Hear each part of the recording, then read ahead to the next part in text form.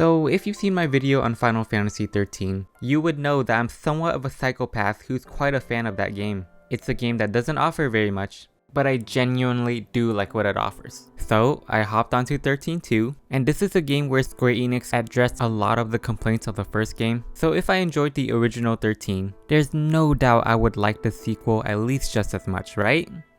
Well, it's a little more complicated than that. I'm gonna kinda dive heavily into the story for this one, so spoiler warning if you haven't played the game, I guess. But I wouldn't even care because the plot in this game is bad.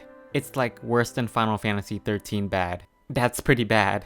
Alright, so this game doesn't pick up where the last game left off at all, where the characters are all happy together after saving the world. No, it starts off with Lightning wearing Valkyrie armor in Valhalla, fighting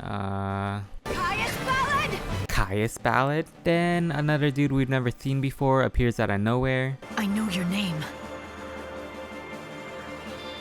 Noel Kreis. Man, they really couldn't figure out another way to introduce us to things other than having Lightning say it out loud, huh? So Lightning picks up Noel and she's like, go find my sister. You two can change the future together. You're gonna have to go through that portal. Oh, and here, give her this Moogle. His name is Mog. And it can transform into a bow.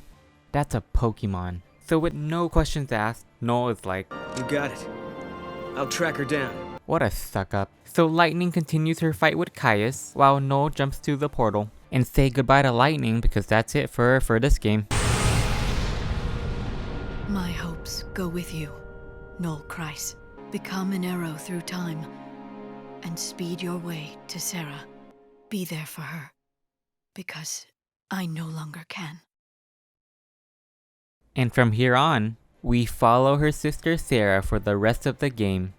Now personally, I did mind this because Lightning's a lot cooler than Sarah. Look, I know this is pretty shallow, but Lightning is the best character because she's a badass and she got demoted to a supporting character?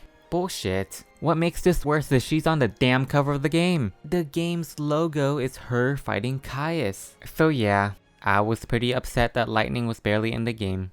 But I digress. So after Noel went through the portal, he somehow rides a meteor to present day New Bodom, the town Sarah has been living in for 3 years since the end of the first game. And here, Sarah wakes up from a dream of Lightning in Valhalla to find that the town's being attacked by a swarm of giant bugs. But not to worry because Noel comes to the rescue. He gives Sarah the bow / Moogle, and they exterminate the bugs together. Everyone then heads off to investigate the meteor crash site, and it turns out to be one of those time portals. This is where we find out that Noel isn't a suck-up because he claims to be from 700 years in the future where he's the last of humanity. So when Lightning told him that he can change the future, well, he's like, sign me up. Noel then explains that the timeline's all messed up, creating paradoxes where monsters and objects are appearing in time periods they shouldn't be in. And if they find one of those objects known as artifacts, they could use it to unlock the portal, travel through time, and find Lightning. Now everyone thinks Noel is kinda sus because he's talking about time travel.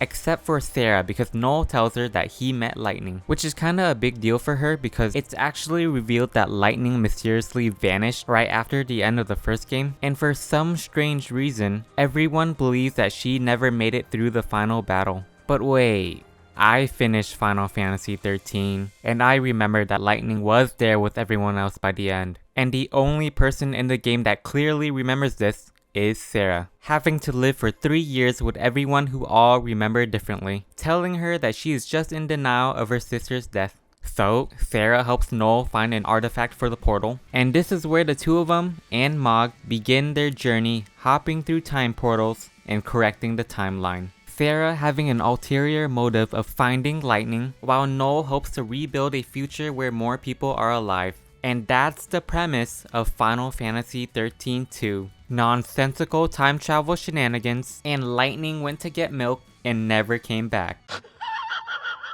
Alright, so a majority of the game is just gonna be you visiting a world, fixing a paradox, finding an artifact, and moving on. Independent adventures that are related to the overall plot, but they're essentially just stepping stones to the grand goal of finding lightning. You'll occasionally run into the other cast of the original 13 throughout the journey, like Hope and Snow, but they all just ranged from being cameos to supporting characters in this game, which is kinda a shame because I did like all the characters, except for Hope, because he's a whiny little.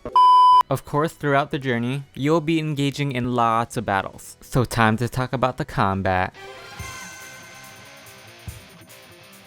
It's pretty much the exact same from the first game, so I'm just gonna briefly go over it and get into a little more detail on the new aspects. If you want a more detailed overview, go watch my video on FF13. Alright, so you select auto battle, wait for the ATB meter to fill up, and your character will attack. You're gonna wanna keep attacking to fill up the stagger bar to do heavy damage. You also got the 6 rolls again to create 6 paradigms to shift between mid battle. But wait, since Sarah and Noel are the only playable characters, is there a third party member? Yes, there is. After defeating monsters, you have a random chance of capturing them and use them in battle. I knew Mog was a Pokemon. So each monster is a role type, and you can equip up to 3 of them at a time to customize your paradigm deck with Sarah and Noel. So let's say you assign both Sarah and Noel as Ravagers. You can make a paradigm with triple Ravagers if one of the 3 monsters you equipped is a Ravager type. Only one monster can be active in battle at a time, so if you switch to a paradigm with a different monster, the other one will be called back, Pokemon. Each monster also has their own special ability that can be activated every time their Feral Link meter is full. This meter simply fills up over time during battle, and some of these abilities are awesome. Like this Green Muck's ability is automatically healing the entire party. Amazing, I love it. Now can Mog the Moogle fight alongside you? Well, besides being Sarah's weapon, You guys play rough, Koopo. nope, he's just your traveling companion. However, he can reveal transparent items for you, and you can toss him to items out of your reach. So pick a side, Mog. Sarah or Lightning? Sarah's side, Koopo. Koopo! You got this. Now I guess it's worth mentioning that in this game, it will not be game over if the party leader goes down. Whether you're playing as Sarah or Noel, you'll switch to the other character if you die. It wasn't really a problem for me that FF13 didn't have this feature, but I did appreciate that it's added here because I did get through a lot of battles, being able to switch to the other character once I go down. The Crystarium is also back as an upgrading system. It functions pretty much the same way from 13. Spend the CP you earned from battle to upgrade the roles you want. Your monster stats can also be upgraded through the Crystarium, but you do so by using certain materials dropped by enemies instead of CP. There are no level caps this time, so you could have both Sarah and Noel learn all 6 roles within the first couple hours of the game, allowing you to fully experiment with the battle system very early on. Again, I didn't mind having to improvise with the limited roles you had to work with in the first game. In fact, I thought it was pretty fun doing that, but I'm not complaining. Having all the roles you want early in the game is great as well. Now, having said all that, I did not enjoy the combat in this game as much as I did in the first one. You see, in the first game, the way you would generally approach battles is to get the stagger bar stable by attacking with commandos, then fill it all the way up with Ravagers to stagger the enemy, and attack again with commandos to do massive damage. Somewhere in between, you'd probably have to heal or something related to that nature, but you also gotta make sure not to leave the enemy unattended for too long or that meter will completely drop, making you start the process all over again. And all of this involves lots of paradigm shifting. I was never really consciously aware of this until playing 13-2, but FF13 was able to establish all these layers in the combat because it made staggering essential. If you don't stagger enemies in that game, it would take you ages to kill them.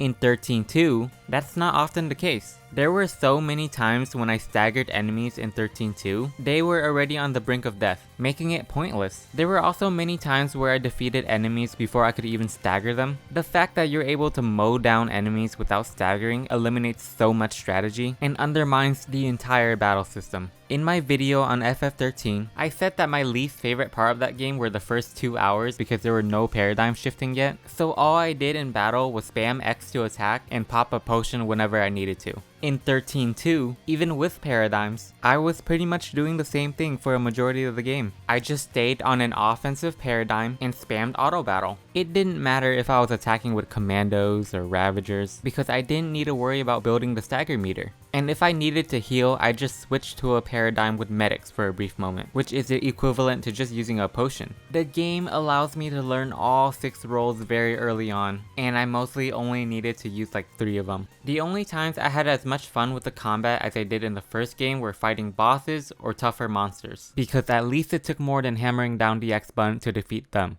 Now the enemies spawn in as random encounters in this game, which I'm not really a fan of. It's kinda annoying when I'm trying to explore or get to places and they just spawn in my face every 10 steps I take. Like, screw off, the battles aren't even fun. And it's really annoying when I have to backtrack because I went the wrong way and enemies spawn from where I just fought some earlier. Like, oh my god, please stop. I'm so tired of this. Where's lightning? Come on! Strike me!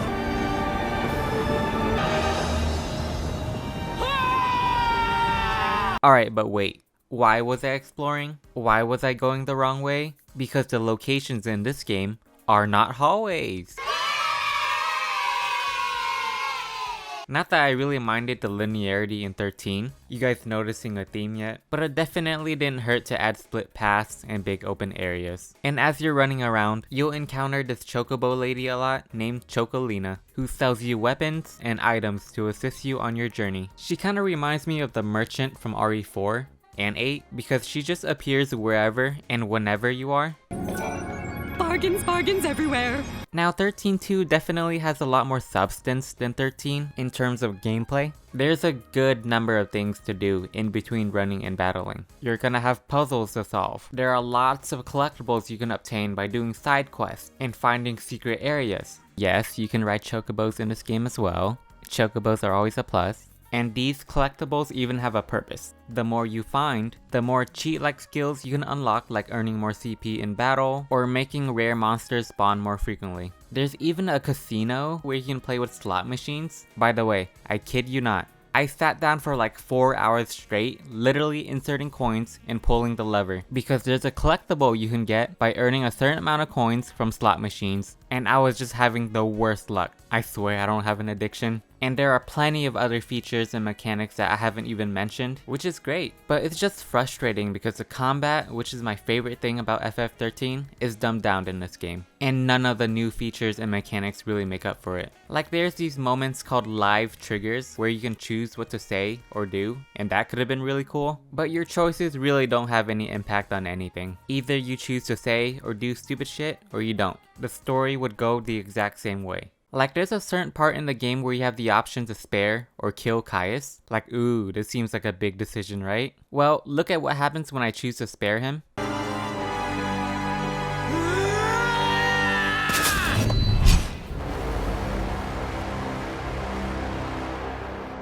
Give it up. I won't do it. Okay, now look at what happens when I choose to kill him. Finish him!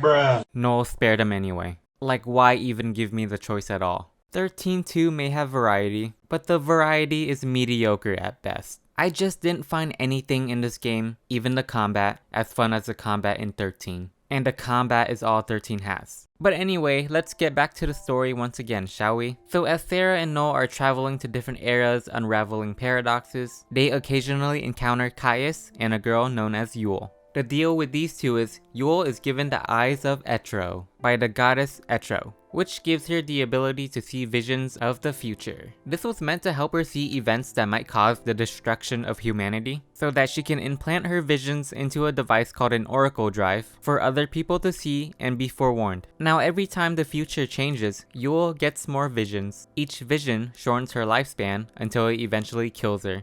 She dies and reincarnates in the exact same appearance just to die again. Sarah eventually learns from one of the Yules that she also has the eyes of Etro, which is why she's been getting these dreams and visions throughout the game. As for Caius, he is chosen by Etro to be Yule's guardian and is given the Heart of Chaos, which grants him immortality, meaning that he has repeatedly watched someone he has sworn to protect die for centuries, eventually driving him mad. He plans to kill the goddess Etro because she is the only one powerful enough to contain the chaos energy in the unseen realm of Valhalla. And if she were to die, the chaos would be unleashed into the real world, ending the flow of time. meaning that Yule won't see any more futures. So each time Sarah and Noel resolve a paradox, they're actually indirectly killing Yule, which is a big no-no to Caius, and Sarah is killing herself as well because remember, she also has the eyes of Etro, but she cares about the future more than her own life. The same can be said about Yule. Please, let me see a new future. We'll do it. Good.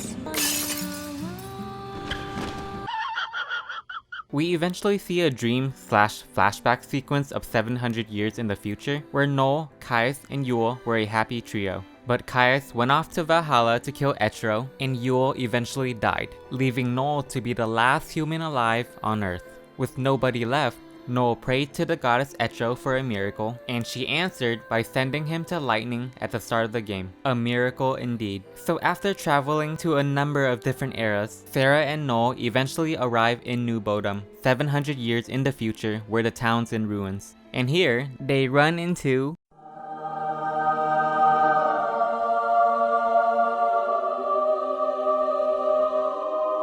They finally find lightning. It is you, isn't it? I've been looking everywhere for you. Where have you been? What was that dream you made me see? Why did you make me come out here? Just listen, Sarah. And she explains everything. Kinda. So it turns out that Etro was the one who freed all the characters from crystal stasis at the end of the first game, including Sarah, and as a side effect, she got the eyes of Etro. Now in order for Etro to interfere with the real world and help out the characters, the gates of Valhalla had to be opened, which allowed some chaos energy to escape. And this is actually what grabbed Lightning and made her disappear. She was dragged into Valhalla, written out of history, and that's what messed up the timeline. Lightning manages to find Etro's throne, learns about the situation with Caius, and decides to become Etro's guardian. So Etro changes her clothes into the Valkyrie armor. And it all pieces together. Kinda. Lightning then explains that whenever people die, their souls move on into Valhalla. But if too many people die at once, the gate to Valhalla would have to open wide for them to pass through, which would at the same time allow all the chaos to escape into the real world. She also says that there are like two Caiuses to deal with. One is trying to kill Etro in Valhalla, and another is trying to kill as many people as he can at once in the world of humans. Either would result in chaos being unleashed from Valhalla. Now you might be wondering, or at least I was, why are there two Caiuses? Well, because wibbly wobbly, timey-wimey stuff. I don't know. I'd care a little more if there weren't already so many other things that had to go along with. I mean, look at how this game explains things sometimes. Why does there have to be one true guardian? I don't get why I have to replace you. Because, Noel, that is the way. Oh, okay. So Lightning goes to deal with Caius in Valhalla, while Sarah and Noel try to stop him from committing genocide. Caius eventually leads our two heroes to Valhalla for the final showdown, where he turns into the Egyptian god monsters, because he decided that this is Yu-Gi-Oh! All of a sudden. And after he's defeated, this is where you're given that choice to show mercy or kill him, but we already know that Noel spares him either way. So Caius grabs his blade and kills himself for him, fixing the last paradox. And just as it seems to be a happy ending, Sarah gets one final vision and she dies. Straight up dead. Sarah! Very sad. So anyway, the chaos that Etro has been containing in Valhalla then starts to engulf the entire world, eliminating the timeline altogether. Why? Because the heart of chaos that was beating in Caius was Etro's heart as well. Wait, hold on. Couldn't Caius just kill himself to get what he wanted then? Okay, no. I've let a lot of things slide in this game, but this is too far. Caius was the one who explained that if the heart of Etro was gone, Etro would die. And it's not like he didn't want to die because he asked Noel to kill him before he ever went on his mission to kill Etro. So instead of fighting Lightning where it all started, why didn't he just kill himself? Well, as much as I hate it, it's explained in the data log. Probably along with many other things. So remember, as Caius was chosen to be Yule's guardian, he was given the Heart of Chaos, granting him immortality. And the only way he can die is to be killed by another potential guardian, and that would be Noel. Typically, the Heart of Chaos would just be passed on to whoever killed the guardian, but Noel had the strength of will to resist it, so it's just gone. You know, I just needed a reason why Kaius couldn't just kill himself from the beginning, and there you go. So yeah, the game ends with the world being screwed, and lightning is crystallized on Etro's throne for DLC reasons. To be continued. Fantastic. Oh, and get this. If you collect all the collectibles, you get a secret ending, looks like all that gambling wasn't entirely for nothing, revealing that Kaius is still alive because he died in Valhalla, but there's no such thing as death there. So he actually never died. So that's Final Fantasy 13-2. It seems like they improved on things that I never minded in the first place, made things I liked worse, and added a bunch of stuff that are just fine. There's nothing too special about these puzzles, gambling, or making decisions that don't matter. I honestly had a better time constantly running down hallways, engaging in battles that are more consistently balanced than doing anything in 13-2. Now, do I think 13-2 is a terrible game? Not really. There's definitely some compelling story elements here, like Sarah and Noel trying to save the world at the cost of Yule constantly dying, while Kaius is trying to destroy the world to save Yule, making him a pretty sympathetic villain. And I can completely understand why someone would prefer this one simply due to the variety and quality of life improvements. Hell, I'm probably the crazy one for liking 13 more. Nonetheless, I still think 13-2 is a pretty decent game. But if lightning were back, everything would be so much better. See, even Sarah agrees. Alright, that's it from me for this one. We'll eventually take a look at the third and final entry of the 13 trilogy, which I am looking forward to because Lightning returns. Get it? Because it's the title of the game. Oh, brother, this guy stinks!